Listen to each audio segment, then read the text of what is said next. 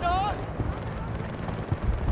everyone and welcome back to Airline Military Collectibles. So today what we're doing is, it's a bit of an unusual video. So what we're doing, it's people have been asking me about Vietnam stuff and Special Forces in Vietnam, and it's such a tricky area because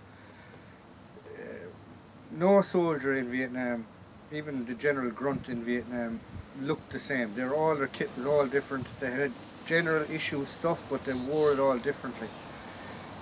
So to portray a soldier, a Special Forces soldier in Vietnam, it is very, very difficult because you have to do an awful lot of, a massive amount of research. When you consider there was LRPs, long range reconnaissance patrols, you had Navy SEALs, you had Green Berets, then you had Rangers, it was the start of the Rangers, then you had, there was MACV SOG, which was another Green Beret unit. Not just Green Beret unit, then you had other units, you had the Australian SAS regiment.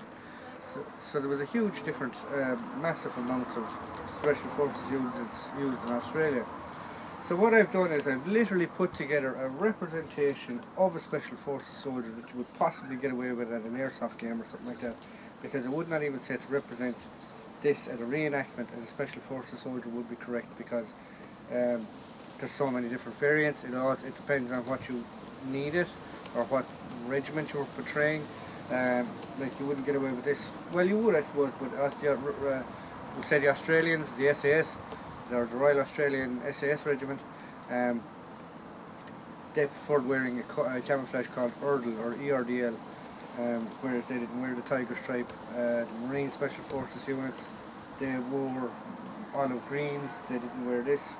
So it's whatever unit you want to portray. But what we have here in front of us, we have tiger stripe camouflage. Tiger stripe camouflage is famous in Vietnam.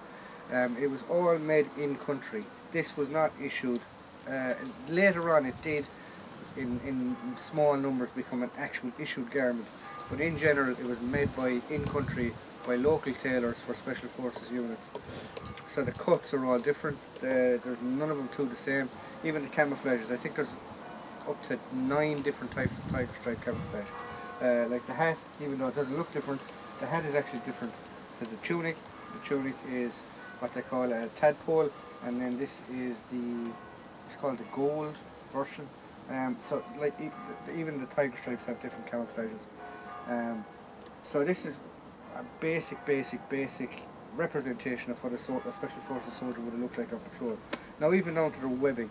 It's the M56 webbing, standard webbing at the time, but they, depending on the soldiers, they would have completely changed it, whereas, I'll just show you here at the back, they would have taken off this butt pack, and an awful lot of them would have worn extra water bottle pouches because they could fit more ammunition into water bottle pouches than they could actually their ammo pouches. He's got a toggle rope for crossing rivers and stuff. So yeah, so it's pretty much like it's a very, very tricky subject when you try to talk about Special Forces of the Vietnam era. Then, when we get into weapons, so here we have the standard M16 of the time. Yet again, depending what Special Forces unit you want to portray in Vietnam, the Navy SEALs had everything and anything from Swedish Ks to shotguns to Russian assault rifles to Russian AKs to PKMs. Even some of them even had BARs, bars. The Marines were the same. They had grease guns. There is a video actually, or there is one specific picture I have found of an Australian SAS man using a Thompson. So weapons are everything and anything. But getting back, like this is your standard assault rifle that you will see Special Forces guys carrying. Especially like in ODA teams and things like that. MACV SOG guys sort of went for local weapons, AKs, things like that. So the reason I'm sort of doing this video is to try and give people a bit of information on what is out there and what they need to do to try and portray a Special Forces soldier in Vietnam. As I said, it's a hit and miss. You need to do your research, and even down to years, what year you're portraying, because if something happened in 67, or sorry, in 69, in 70 or 71, it could be completely different. So Yeah, so I hope you like what we provide here at Air Military Collectibles. Please like, please subscribe, please tune in for the next video. If you want to get in contact with the channel, as always, at the top of the video description there is an email. Thank you very much.